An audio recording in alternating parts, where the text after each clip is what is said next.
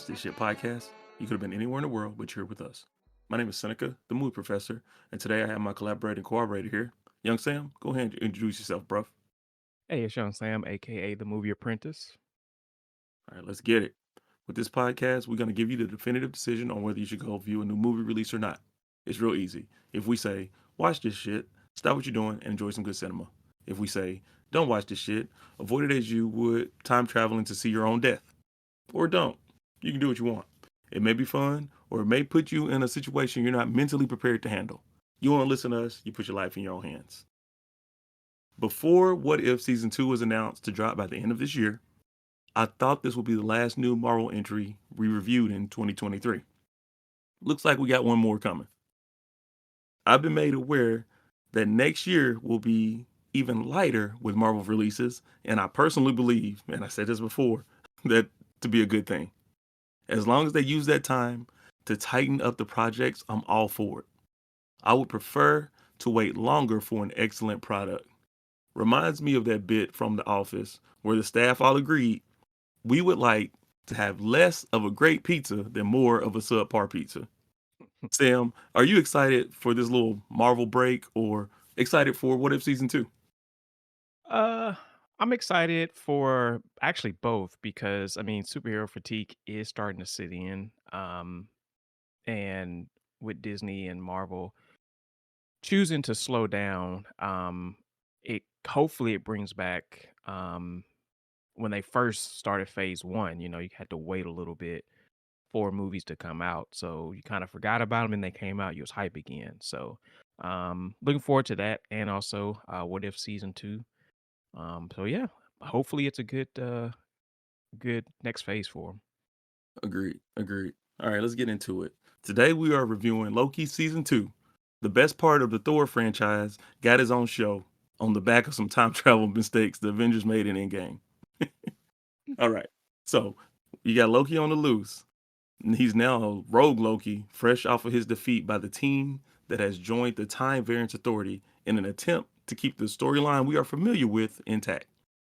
Season 1 saw him and a female variant of himself face off with Kang at the end of time, whose death set up the unraveling of time and space in the second season. Now Loki has to figure out how to control his random movement in time and space before all of existence is unraveled. Tom Hiddleston has hit his stride with this character. He is one of those rare exceptions of a Marvel villain staying alive to develop, or at the least, dying and coming back. That's kind of his thing. Even though this is not the exact same Loki from the initial MCU, we have seen Loki die and seemingly die no less than 3 times during the run of the Marvel Universe. He plays the character so expertly, they have to keep bringing him back. This version, while he has lost almost all of his mischievous tendencies, he is the most driven I've ever seen him. All of reality's survival rests on his shoulders, and you can tell it is a heavy burden. While there is still a lot of levity brought on by good dialogue, he does not have time to run around and play with his little TVA friends all day. This show is full of things that shouldn't go together, but seem to work well. The cast is primarily in the dark about what the main character is trying to do, but the interactions are still compelling to the plot. That is hard to pull off. The only problem, and I'll talk about it in a bit, is that it puts Loki in a weird space. He is surrounded by people at most times, but feels like we're watching a lonely person. The progression makes sense when you look at the story after viewing the entire thing, but going through it, you wish that he could at least have one person that remembers all the interactions the same way that he does. Sam, did you see the progression of Hiddleston's performance after playing Loki for 12 freaking years? Oh yeah. He is one of those characters now when you think of the MCU and you think of Loki, you picture Tom Hiddleston, just like when you think Iron Man, you picture Robert Downey. Um, Over the years, he really grew into the role, and with season 2 of Loki, that just really kind of put the cherry on top of that span that he did. He did a amazing performance. Yeah, 100% agree. Owen Wilson's character, Mobius, returns as Loki's TVA partner and friend. He had a couple of quirks last season that get satisfying answers in season 2 that make the payoff worth it. One of them is the fact that he was uninterested in learning anything about what his alternate life could have or would have been. We learn what could be different versions of each of the main supporting cast that fit nicely into the story. At times, the actors are called upon to play a character much different than the one that they currently inhabit. It is high praise to the material as well as the actors that they are able to pull it off. Wilson is likable in his role, and we get to witness his transformation from an employee blindly following the company's directives to an ally that cares about his friends. The only problem with Wilson's character, and the other supporting ones as well, is that eventually, because of the way the story is set up, everything falls back on Loki to resolve. Their skills and talents are useful, but only so much as they can be taught to Loki to later combine and use for himself. They all go through varying degrees of awareness of the situation they are in. This hurts Wilson probably the most, as the style he plays Mobius in is more laid back than the others. Most people will say that Owen Wilson's default setting would be laid back, and I would not argue that. He has a lane and he sticks to it. But that means when a normal person will be frustrated because they are confused, he just has to be mellow and go with the flow. While that may hurt him in that aspect, at least his character is featured prominently. My hello nurse, Gugu Mabatra, is rarely in this thing. She was the overseeing judge last season, Renslayer, but this time she's only briefly featured, maybe 1.5 episodes. That hurt, as this beautiful actor deserved better. Justice for Renslayer. Same happened to Wumi Masaku. She was Jonathan Major's co-star from Lovecraft Country. She's great. And while she's in the show more than my boo-boo, Gugu, she rarely is allowed to take any action. If you're not Loki, you're not going to get much play. Even Sylvie, a female variant of Loki, and what could probably be described as his love interest over his character's arc in the last season, is on the sidelines. The story just doesn't have room for the others to interact it or impact it directly. They have to impact it through teachings to the main character. Sim, you want to talk about how the whole TVA damn near got sidelined for this season? Yeah, it was just like when you're watching it, like you said, it's more of a story about a person, just a lonely person, but every now and then they'll have a side character come in, except one. One was in there the whole time and he killed his performance every time. Mhm, mhm. But every other character is just like just little pop-ups. And they weren't there to really they were adding something, but they were just really there like, oh, you need this to unlock this kind of thing. And that's how I felt because I thought I was gonna see Sylvie more. And I thought I forgot the chick, the Lovecraft Country co-star. I thought I was gonna see her more. And as the season went on, I was like, I didn't really see too many more of those In characters that I saw in season one. And I was like, eh. But yeah, yeah, they the TVA totally took hmm, a step. They were the side project to the main Loki story, pretty much. exactly, and it was weird because they would be there. Yeah. They would be there, but have no development or no lines sometimes. Mhm. Yeah, huh, and it shouldn't work, but it was a good story, but I feel like those ancillary characters were underutilized. All right. Ke Hu Quan is back. Not not for the show. He's in the show for the first time, but I mean he's back Mhm. again. He gained acclaim as and fame as a child star in the 80s playing opposite Indiana Jones and as one of the Goonies. After that, he faded away into obscurity from our point of view. If you have time, listen to some of his interviews that he did when he returned to film in Everything Everywhere All at Once, my favorite movie of that year, by the way. He talks about the struggles to find work and how it was initially his brother that was going for the role that he later got. Here he plays Ouroboros, the possible creator of the TVA guidebook. His scenes with Tom and Owen are my favorite of the series. They do the thing where in the past you taught me a thing that I must now teach you so that you can go into the past and teach it back to me. Those types of impossible situations are what I love about time travel. It will never make sense upon deep scrutiny, but that doesn't make it less fun. Causality is one of my favorite aspects of time travel. I've said it before, Back to the Future is one of my favorite films of all time. The smartness, the smartest time travel film, excuse me, of all time is Primer. Now, I didn't expect Loki season 2 to reach the level of either of those, but it did give me a cool sci-fi story with enough of these themes featured for me to have fun watching it. There's a lot of scientific jargon to get through, but the way the lines are delivered are just as important as what is being said. Obi, as he is called, running around or running down a detailed description of what is happening in the most high level science terms, with Mobius clearly not understanding, makes for some great scenes. Sam, do you remember Goonies? I know you wasn't an 80s baby. Oh man, I was a 90 baby. I do not remember Goonies that much. And when you said it, I was like, huh, maybe I gotta go watch this. You gotta watch Goonies, dude. And you gotta watch Temple of Doom. What are we doing here? What did you think about those time displaced conversations?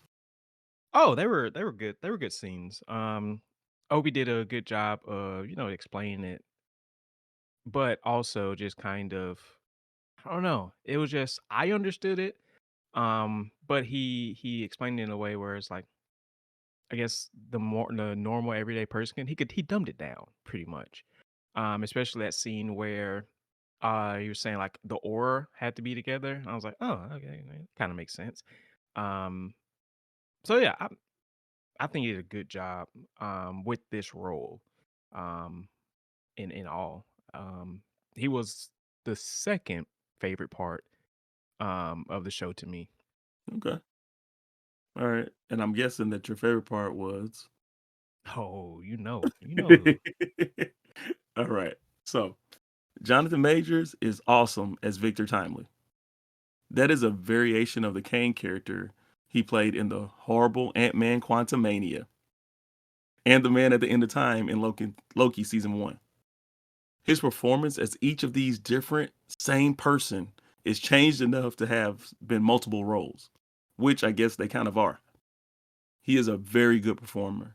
The best part of that bullshit ass Quantumania and an excellent addition to the Loki series.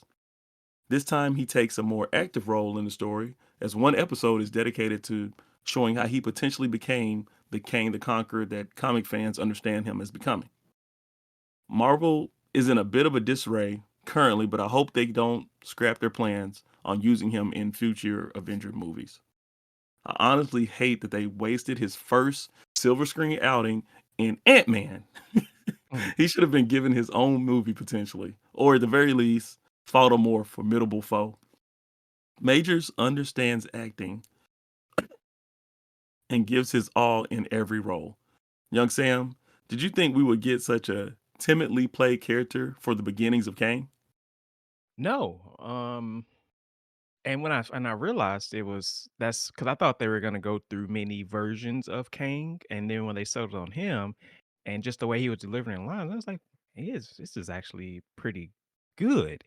And then when they went back to him, playing Kang, I feel that he played a better Victor Timely than he did Kang. Yeah, That yeah, Kang like, I don't know if it was shot at the same time, like, as because I feel like season 1 Kang was better than seasons 2 Kang. So I wonder if they were shot at the same time or if they were shot different, you know? mm, Because his Kang performance, for me, it just was like, it just wasn't there. But that Victor okay, Timely, oh man, he killed Victor Timely. yeah. I wonder if those, because now that you mention it, because I didn't even think about it at the time, maybe those were pickup scenes. Because I do believe that they changed the story at some point, Mm, so it's quite possible that those could have been reshoots. okay. But I mean, we would have to research that. I don't have time to do that now. Mm. All right. One of my favorite things about this story is that they wrap this shit up. There is a satisfying conclusion to the events of this series. While it may leave a lot of people wishing for a different finale, It gives a rational stop to the series. There won't be a 3rd season. We'll just say that. Mhm. Marvel has a bad habit of copying and pasting the ending of their movies and shows. Big CGI battles, beams in the sky, disarray, people flying everywhere. You know the endings when you see them. Very generic. I'm so glad this one went a different route, which also puts us in a situation where we're going to have some unanswered questions. There is a point in the show where Loki is all over the place, traveling between different points in time, and he runs into an earlier version of himself. Immediately upon meeting this other version, he uses one of the TVA's weapon to disintegrate that version. The way the show was going and the way it was set up, I just knew that we were going to get an explanation later on why this occurred. I wanted to know, why did he prune himself? Was he cleaning up the timeline? Was that version of himself a threat to his mission? And nothing. These motherfuckers just left me hanging. Well, you I remember waited. it was a callback Go to ahead. the first, to the beginning. Yeah, but why? But why did he do that? Why did he have to Because do that? because he well, they said that he had to kill himself, in order for them to go out to finish the mission pretty much. He had to prune himself in order to fix his time jumping. Yeah, But hey, I need to go back and watch that then, because yeah. it totally went over my head. I didn't. Yeah, I need to go back and watch that. Um, but but even without that, the plot was good. That's the only part Mhm. that bothered me.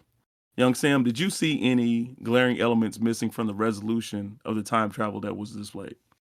No, no. I think it was done well. Um, I couldn't think of any other place to do it. It was better than Endgame. Um, and I like the way that they wrapped up the story. They wrapped up the story, but they also kind of just been like, okay, let's take this character, let's put him on the shelf. Because the way that Loki is now, I mean, he is now one of the most powerful people Mhm. in Marvel now. And now he can come and go in stories as he pleases. So You think he I can? hope, I don't think he can. yeah, with him being the god of stories, he can project I don't. himself like an image of himself, and like he can stay in the throne, but he can project image of himself to wherever he needs to be. Okay. So, and I think Tom Hiddleston said that I don't think it's the last we see of Loki now. Mhm. So hopefully through this break, they can really create a good story in order to use the god of stories Loki. Um, I think that'll be Yeah, that would amazing. be amazing. Yeah, for sure. I agree. Mhm. Yeah, I'm glad you said that too, because I didn't even think about it that way. I thought he was stuck on on the throne, like Mm-mm. he could watch but not interact. Oh, no, he can interact. Okay, cool. All right, my last point: the settings were great. I talked about Quantumanium a little bit, and I hate to keep harping on it. No, I don't. I'm lying. I don't hate They should have made a better movie. The movie was one of the worst things Marvel has produced. One of the low points for me in that movie was the CGI backgrounds. In that film, the entire world for 80% of the movie was just green screen.